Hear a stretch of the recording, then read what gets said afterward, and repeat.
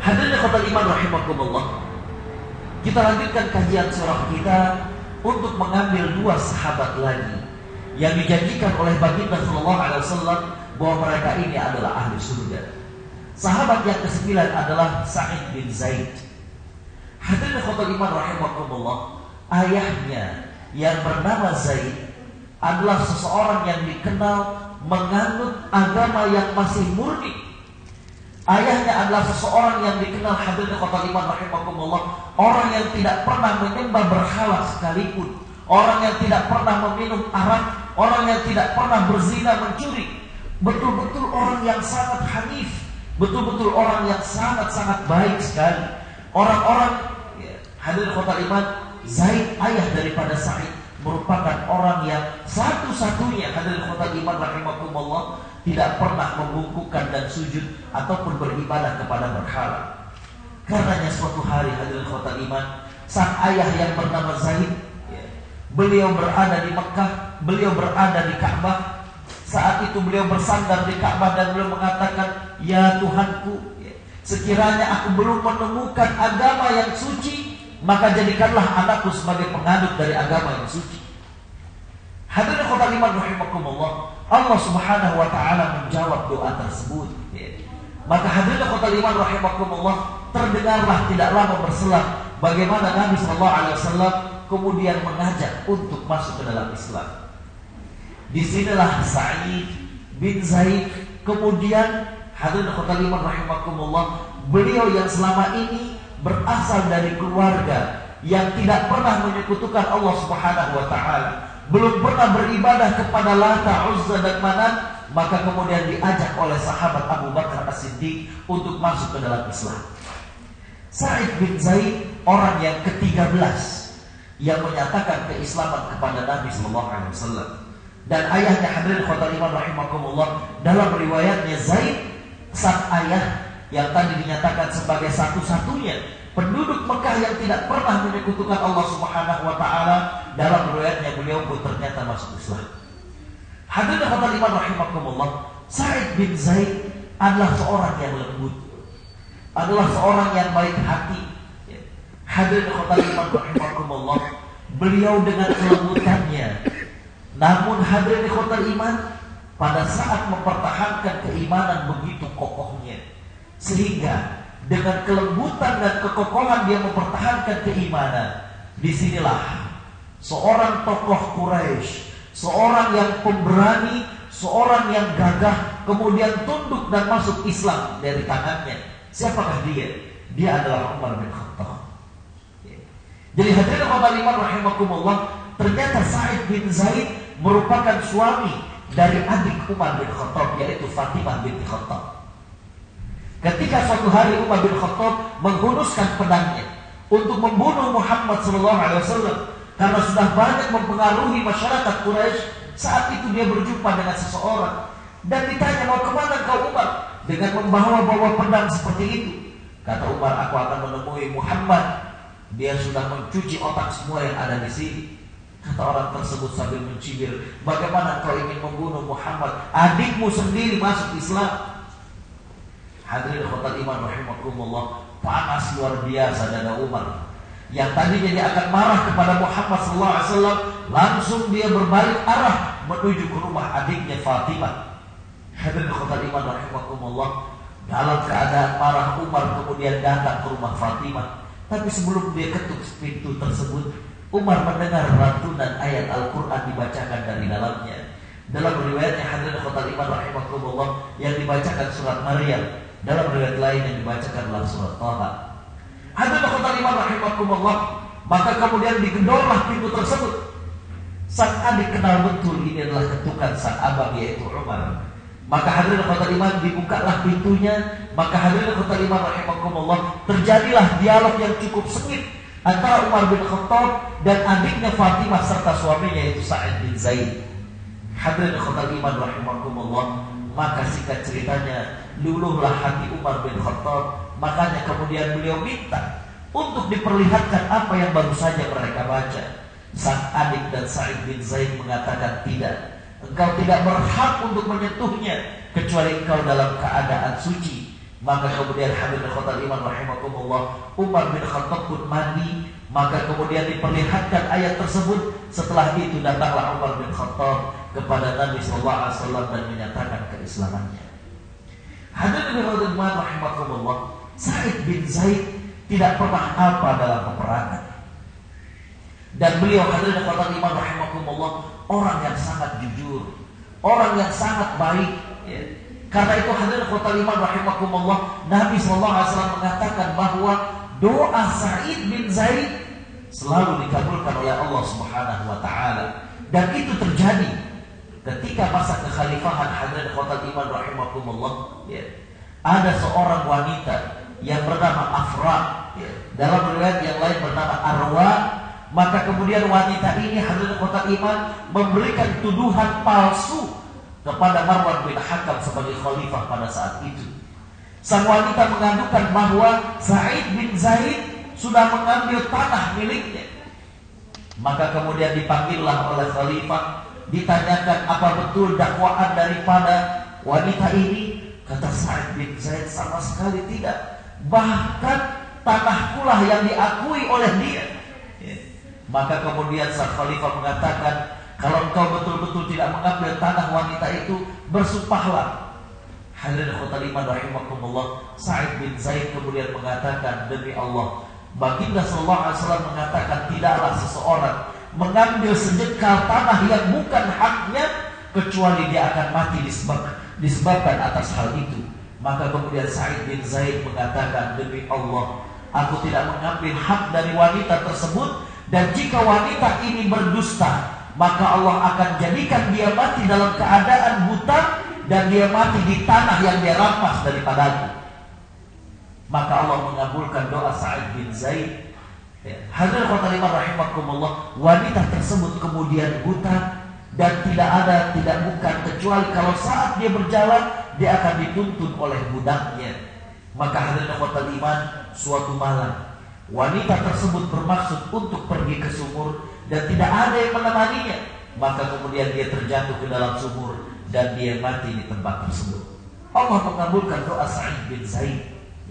Hadirin khotal iman rahimakumullah, kemuliaan Sa'id bin Zaid yang lainnya adalah bahwa hadirin khotal iman rahimakumullah, Sa'id bin Zaid tidak pernah apa dalam peperangan yang dilakukan oleh Nabi sallallahu alaihi wasallam. Menunjukkan bagaimana semangat beliau, bagaimana kesetiaan daripada Sa'id bin Zaid. Hadirin khotal iman rahimakumullah, Sa'id bin Zaid wafat dan kemudian disolatkan hadirin khotal iman rahimakumullah oleh sigharus sahabat, oleh sahabat-sahabat junior. Karena hadirin khotal iman rahimakumullah, beliau wafat cukup tua dalam usia sekitar 70 tahun. Dan kemudian beliau mendapatkan kehormatan bahwa sahabat-sahabat muda yang kemudian menjadi imam dan memandu daripada jenazahnya, di antaranya adalah Abdullah bin Umar radhiyallahu anhuma. Hadirin khotal iman rahimakumullah, itulah Sa'id bin Zaid. Seseorang yang terkenal bagaimana jujurnya, seseorang yang terkenal bagaimana baiknya. Hadirin khotal iman rahimakumullah, seseorang yang mendapatkan hidayah, yang berasal dari keluarga yang terjaga dari kemusyrikan selama ini. Seseorang yang lembut namun memiliki kekokohan pada saat keimanan berada pada dirinya.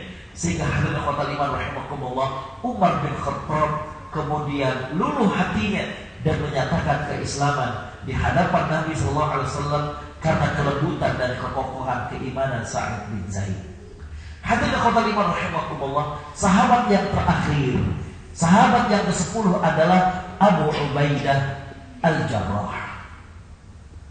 Hadirin khotal iman rahimakumullah, Nabi SAW mengatakan bahwa setiap umat memiliki orang yang terpercaya. Wa aminu hadhil ummah Abu Ubaidah Al-Jarrah. Dan orang yang paling terpercaya di umat ini adalah Abu Ubaidah Al-Jarrah. Hadirin khotal iman rahimakumullah, Abu Ubaidah Al-Jarrah adalah orang yang termasuk di antara para sahabat yang pertama masuk Islam. Beliau berasal dari suku Quraisy yang sangat-sangat tinggi kebangsawanannya. Beliau adalah seorang sahabat yang jujur. Bahkan hadirin khotal iman rahimakumullah, beliau tidak pernah berdusta sekalipun. Makanya hadirin khotal iman rahimakumullah, seorang sahabat Beliau mengatakan, dari paman-pamanku ada 3 orang yang mereka ini selalu berkata jujur, dan mereka ini tidak pernah berdusta, dan mereka ini tidak cepat mengatakan orang lain mengatakan dusta. Jadi tidak cepat. Kemudian kalau ada orang ngomong ini bohong, yes, maka kemudian 3 orang ini merupakan orang-orang yang sangat-sangat kental kekuresyannya. Disebutkanlah yang pertama adalah Abu Bakar As-Siddiq, yang kedua adalah Utsman bin Affan, yang ketiga adalah Abu Ubaidah Al-Jarrah. Hadirin ikhwatal iman rahimakumullah, pernah suatu saat datang sekelompok orang Nasrani kepada Nabi SAW, dan mereka meminta, wahai Muhammad, kirimkanlah seseorang darimu yang bisa menengahi kami. Kami sedang ada perselisihan harta di antara kami. Kirimkanlah orang yang paling kuat dan orang yang paling terpercaya menurutmu. Hadirin ikhwatal iman rahimakumullah, Umar sudah mengatakan kepada Rasulullah SAW, ya Rasulullah, kirimkan aku. Maka kata Nabi SAW kepada orang Nasrani tersebut, tunggu hingga sore, nanti aku akan kirimkan kepadamu. Hadirin ikhwatal iman rahimakumullah, selepas salat asar, maka Nabi SAW melihat-lihat di antara para sahabat. Saat itulah Umar bin Khattab kemudian mengedepankan dirinya untuk kemudian kelihatan dengan Nabi, dengan maksud agar dia disuruh dan diperintahkan oleh Nabi. Tapi ternyata hadirin ikhwatal iman rahimakumullah, ketika Nabi melihat Abu Ubaidah, maka Nabi mengatakan, "Qum ya Abu Ubaidah, bangun wahai Abu Ubaidah, pergilah engkau ke kaum tersebut dan jadilah engkau sebagai penengah dari masalah mereka." Jadi hadirin ikhwatal iman, ini merupakan suatu pujian yang sangat luar biasa, di mana Abu Ubaidah Al-Jarrah, hadirin ikhwatal iman rahimakumullah, adalah orang yang paling jujur, adalah orang yang hadirin ikhwatal iman rahimakumullah yang kuat, yang dikatakan oleh Nabi SAW. Hadirin ikhwatal iman rahimakumullah, sahabat Abu Ubaidah Al-Jarrah, walaupun beliau seorang yang begitu santun, begitu jujur, namun beliau adalah orang yang sangat kokoh keimanannya, orang yang sangat-sangat berani dengan keimanannya. Hadirin ikhwatal iman rahimakumullah, pada saat terjadinya perang Badar, di mana perang ini banyak sekali menyisakan sejarah, banyak sekali menyisakan bagaimana pelajaran dalam perang tersebut. Beliau termasuk sahabat yang berani masuk ke dalam barisan tentara kafir. Beliau termasuk sahabat yang berani untuk mengobak-abik, mengkocar-kacirkan barisan masyarakat Quraisy. Yang menariknya adalah ketika beliau berada di tengah-tengah tentara kalangan Quraisy, saat itu beliau dikejar-kejar oleh seseorang yang begitu marah kepada dirinya. Akhirnya kemudian berhentilah dia, dan kemudian berhadapanlah dia dengan orang yang mengejar-kejarnya. Siapakah dia? Ternyata dia adalah Abu Al-Jarrah, yaitu tidak lain tidak bukan merupakan ayahnya sendiri. Sang ayah marah karena ternyata anaknya membuat malu bagi dia karena berada pada barisan Muhammad SAW. Maka hadirin ikhwatal iman rahimakumullah, disitulah terjadi duel yang tidak bisa dihilangkan lagi, di mana hadirin ikhwatal iman rahimakumullah, sang ayah bertarung dengan anaknya. Abu Ubaidah Al-Jarrah berhadapan dengan ayahnya. Hadirin ikhwatal iman rahimakumullah, maka saat itu Allah Subhanahu wa taala menakdirkan kemenangan di tangan Abu Ubaidah Al-Jarrah. Wafatlah ayahnya. Allah Subhanahu wa taala menurunkan firman-Nya, "A'udzu billahi minasyaitonir rajim. La tajidu qauman yu'minuna billahi wal yawmil akhir yuwadduna man hadallaha wa rasulahu walau kanu aba'ahum aw ikhwanahum aw 'ashiratahum."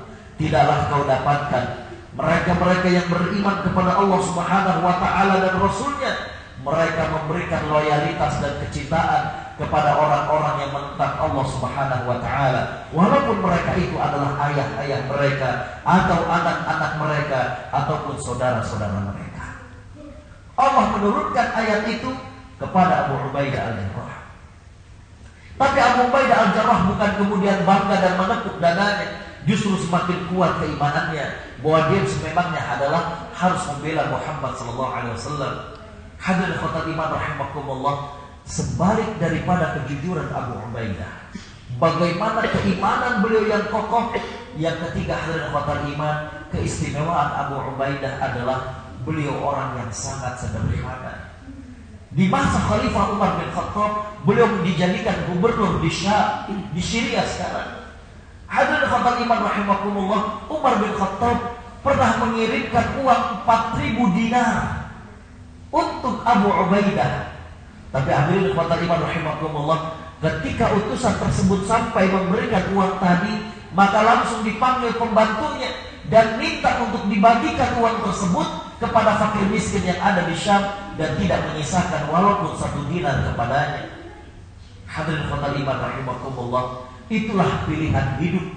Walaupun beliau adalah seorang gubernur, walaupun beliau adalah seorang yang dikatakan oleh Nabi sallallahu alaihi wasallam adalah orang yang terpercaya.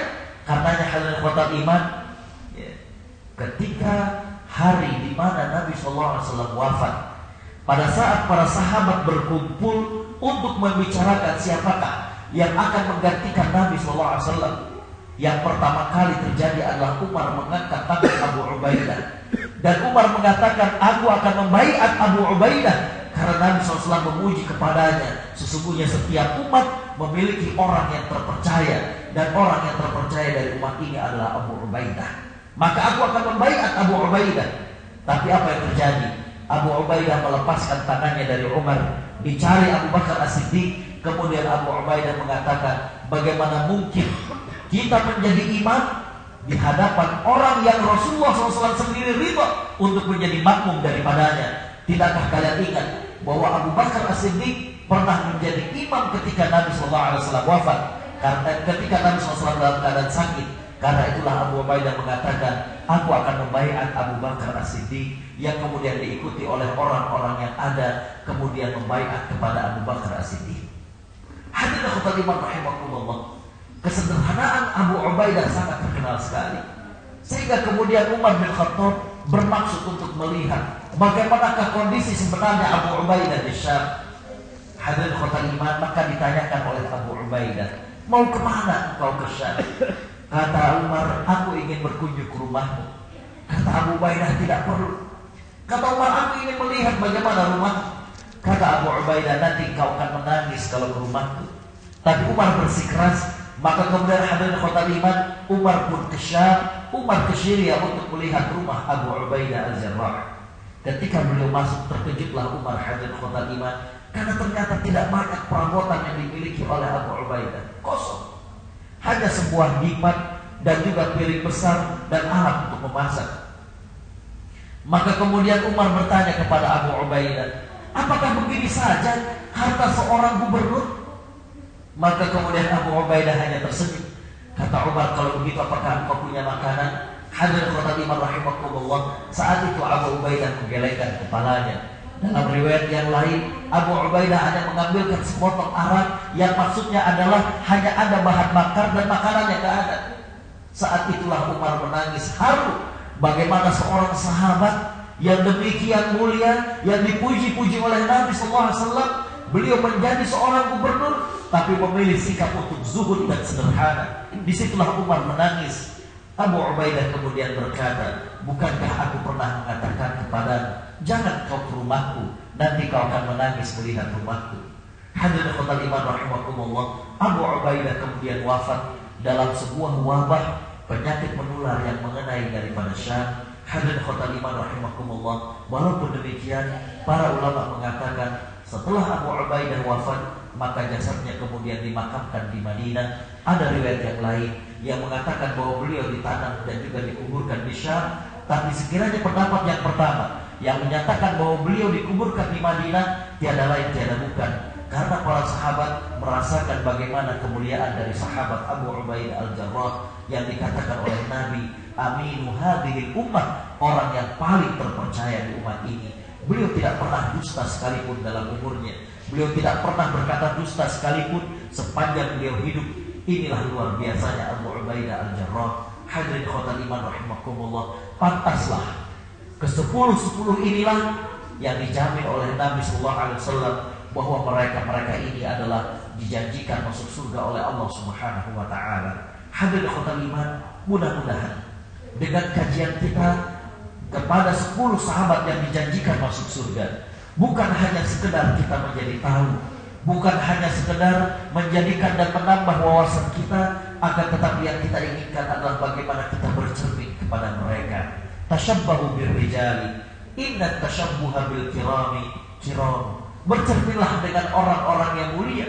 Sekiranya kau tidak mampu mulia seperti mereka, maka usaha untuk bercermin kepada orang yang mulia sudah merupakan kemuliaan tersendiri. Kita melihat bagaimana Abu Bakar As-Siddiq, kita sudah melihat bagaimana Umar bin Khattab, kita sudah melihat bagaimana Utsman bin Affan, kita juga sudah menyaksikan bagaimana Ali bin Abi Thalib, Talhah bin Ubaidillah, Abdurrahman bin Auf, Zubair bin Awwam, hadirin khotul iman rahimakumullah, Sa'ad bin Abi Waqqas, Abu Ubaidah al-Jarrah, dan Sa'id bin Zaid yang dikatakan dalam hadisnya, Nabi SAW mengatakan dalam hadisnya, Abu Bakar di surga, Umar di surga, dan ke-10 sahabat inilah disebutkan satu persatu oleh Nabi SAW. Sungguh merupakan hadirin khotul iman suatu kemuliaan kepada mereka, di mana jaminan masuk surga sudah mereka dapatkan pada saat mereka masih hidup, pada saat Nabi SAW masih hidup,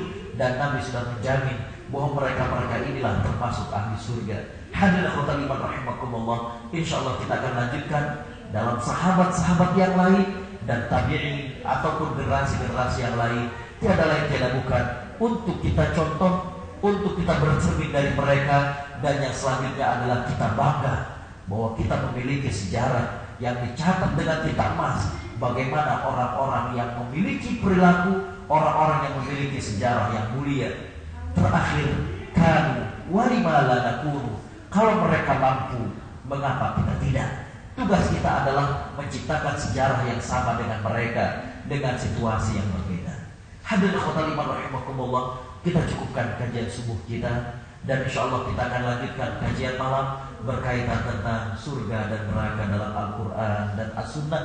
Bagaimanakah melihat surga dan neraka dalam pandangan Al-Quran dan As-Sunnah. Akhirnya hadirin khotul iman rahimakumullah, kita tutup kajian kita pada pagi hari ini dengan sama-sama baca tasbih kafaratul majlis. Subhanakallahumma wa bihamdik, asyhadu an la ilaha illa anta, astaghfiruka wa atubu ilaik. Wassalamualaikum warahmatullahi wabarakatuh.